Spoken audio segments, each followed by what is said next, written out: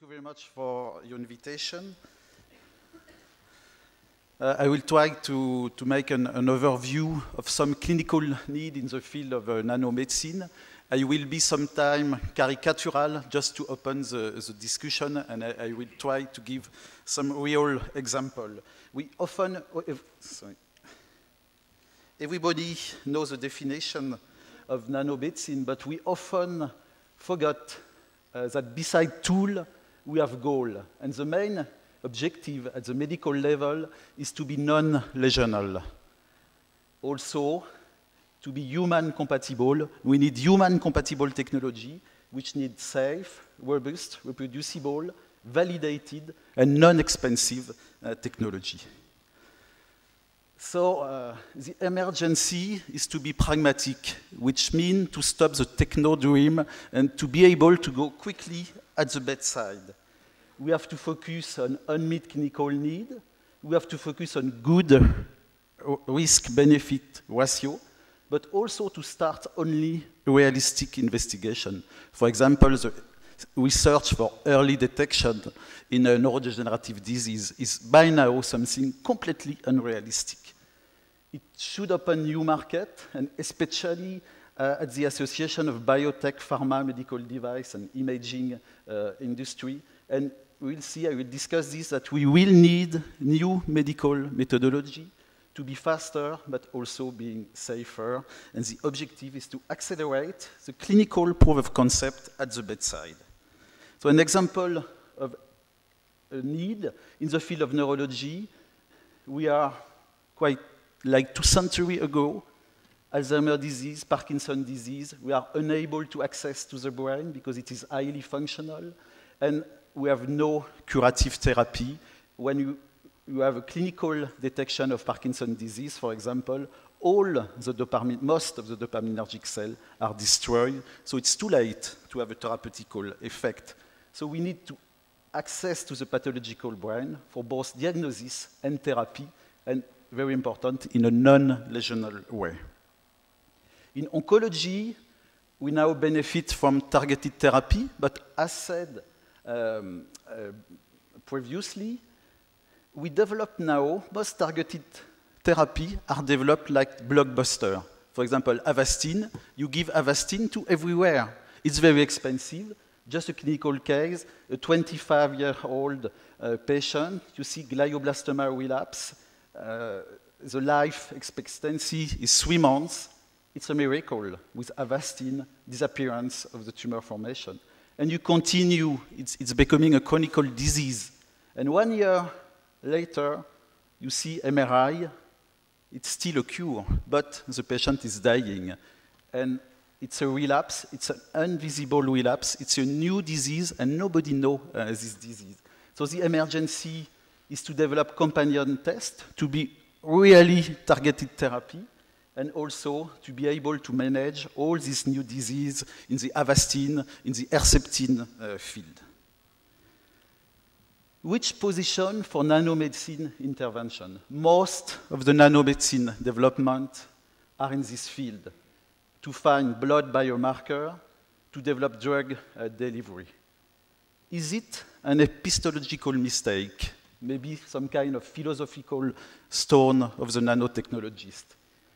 We want to detect and to treat a pathological process in the tissue. It's something which emerges in the normal tissue. It's something very small, very complex, very heterogeneous. Do you think that you will be able to catch early this complexity and to be able to treat this? In the field of biomarker, it's by now a complete failure.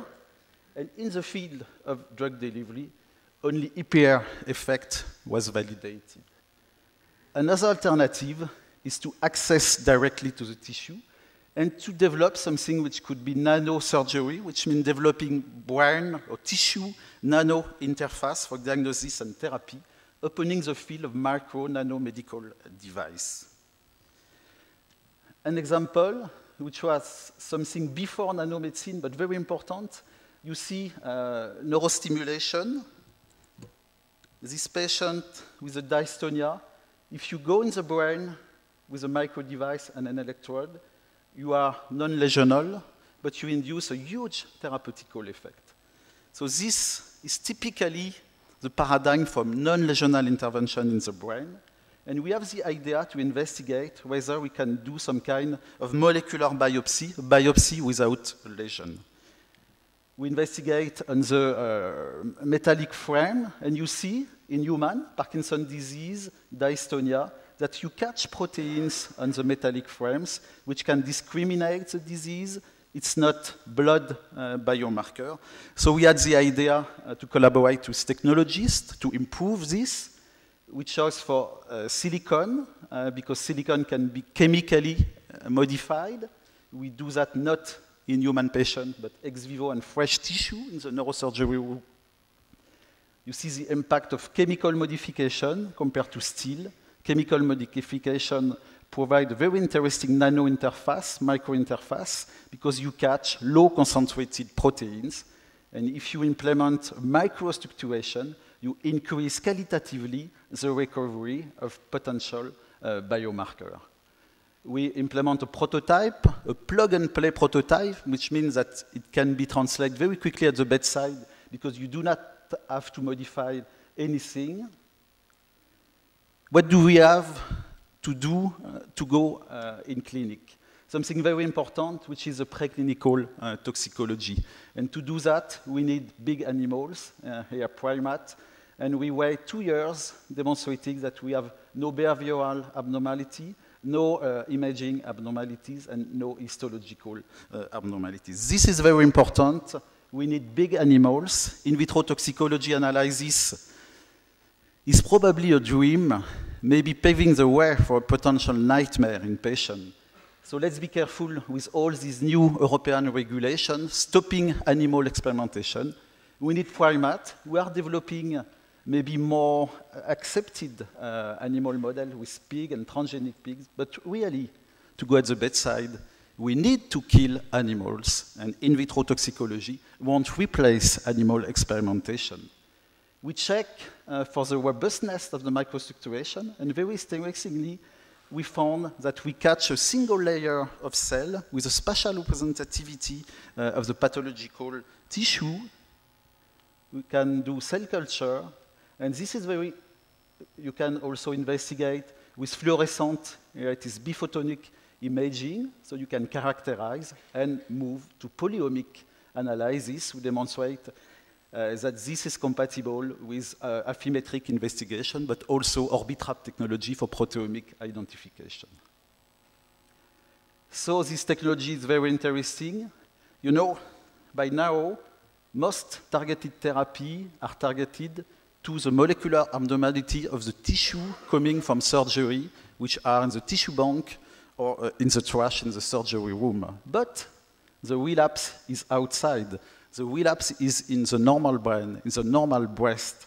So it is very important to access to peritumoral tissue, maybe to define new target, which could be relapse permissibility target, to neutralize the relapse. But also, this technology will provide the access to the molecular annotation of neurodegenerative disease and psychotic disease, which are now treated by neurostimulation. So the good target in the right place. We try to move to real nanotechnology, because probably some people said it's not nano, but don't forget that to be nano in the human, you need a micro interface. So we use the same concept, nano interface plus chemistry, and you see the impact here in blood. You increase dramatically the bioharvesting of a proteome which was not detected before. And it is direct mass spectrometric analysis on the nanobeads. So the goal was to be able to introduce this in the body. So to be completely biocompatible, we had the idea to associate the nanobeads with chemical modification with a polymer, which everybody knows it is biocompatible, which is alginate, used for a long time in cell therapy. Interestingly, it protects from the immune reaction, but it is also a reversible polymer.